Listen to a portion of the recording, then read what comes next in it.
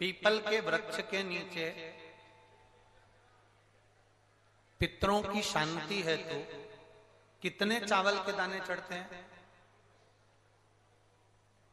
अगर कोई ब्राह्मण ने कह दिया तुम्हारे यहाँ पितृ दोष है, 1 रुपया कमाते हो, 1.25 रुपये खर्च होता है, तुम्हारे पास में पैसा टिकता नहीं, तुम्हारे यहाँ पितरों का दोष है, तो तुम एक चावल का दाना अगर आप कहे कि पीपल के वृक्ष के नीचे दिया लगाओ, पीपल के वृक्ष के नीचे आप जल चढ़ाओ, या महादेव के मंदिर में 1 लोटा जल चढ़ाओ, तो हम कहते हैं ना कि प्रदोष के दिन बेलपत्री का वृक्ष, पीपल का वृक्ष, आंवले का वृक्ष, बड़ का वृक्ष या शंकर का शिवालय, फिर से सुन लेना, पीपल का वृक्ष, बेलपत्र का वृक्ष, आंवले का वृक्ष, बट का वृक्ष या फिर शंकर का, जम के बोलो, शिवालय। शिवालय का मतलब शंकर का मंदिर या शिव।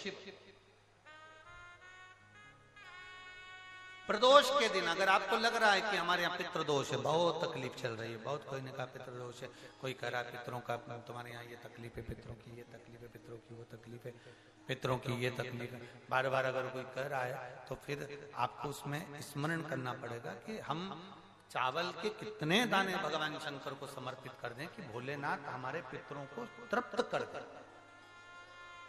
हम तृप्त नहीं करेंगे, हमारी सामर्थ्यता नहीं है कि हम पितरों को तृप्त कर सकते। आप में से कोई है जो पितरों को तृप्त कर सकता है? संसार में कोई नहीं जन्मा जो अपने पितरों को, अपने पूर्वजों को तृप्त कर दे। गया जी का पिंडदान कर लो, तर्पण कर लो, तिलांजलि दे दो, घर में ब्राह्मण भोज करा दो, साधु भोज करा दो, संत भोज करा दो, तुम दुनिया भर का सारा 50 काम कर लो, उसके बाद भी तुम पत्रिका किसी को दिखाओगे तो वो भी कह देगा तुम्हारे यहाँ, फिर वापिस कहेगा कि पितृ दोष है। अब तुमने अभी इतना अनुष्ठान करा, इतना पिंडदान करा, इतना तर्पण करा, इतनी तिलांजलि करी, इतना इतना सब कुछ करा, इसके बाद वापिस पितृदोष आ गया, फिर वापिस पितृदोष। क्यों? दुनिया में ऐसा कोई नहीं जन्मा जो अपने पितरों को तृप्त कर।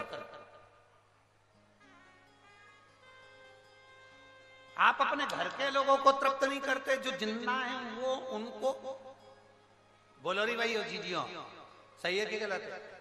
जो जिंदा हैं, माँ बाप अपने बेटे के लिए कितना भी कर ले, कितना भी, आखिरी में एक दिन बेटा कह देता तुमने हमारे लिए क्या करा।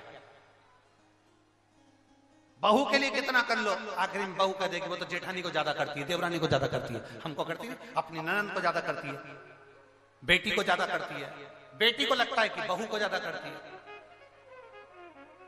दामाद को लगता है बेटी को ज्यादा करती है, नाती पंती सबको कितना भी कर लो, तुम अपने अड़ोसी पड़ोसी तुम्हारे रिश्तेदारों को तुम कितना भी दे लो, कितना भी कर लो, पर जब ये तृप्त नहीं हुए तो वो बोलो तो कैसे हो जाएगा? अपनी सामर्थ्यता है, अपनी सामर्थ्यता है कि अपन तृप्त कर ले उनको।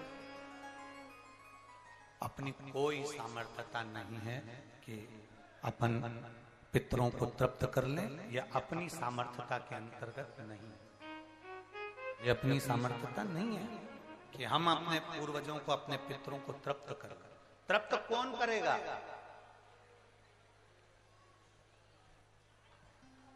जिनकी शरण में पित्र है। वास्तु के देवता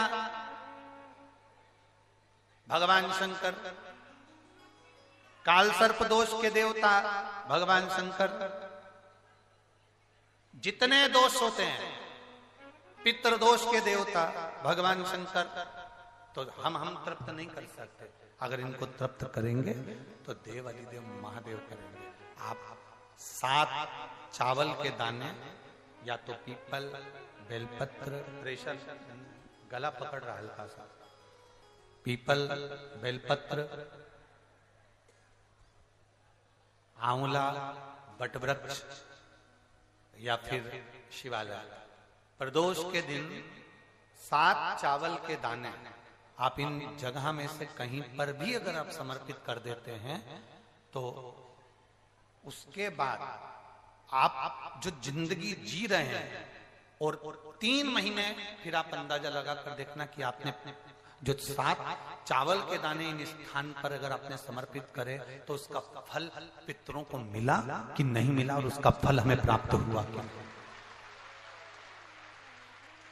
ये वो स्थान है जहां प्रदोष के दिन 7 अक्षत चावल का दाना भी हमारे पितरों को, पूर्वजों को तृप्त कर देता है।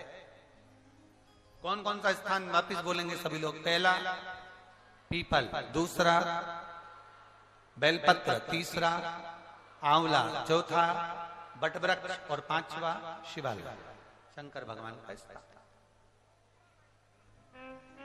अब इसको समझना आपके ऊपर निर्भर है। समर्पित शिव कथा कर आपने सुना, सुनने के बाद आपने धारण किया तो उसका फल तुम्हें मिला। धारण करोगे तो फल मिलेगा। एक पत्र है, देखिए,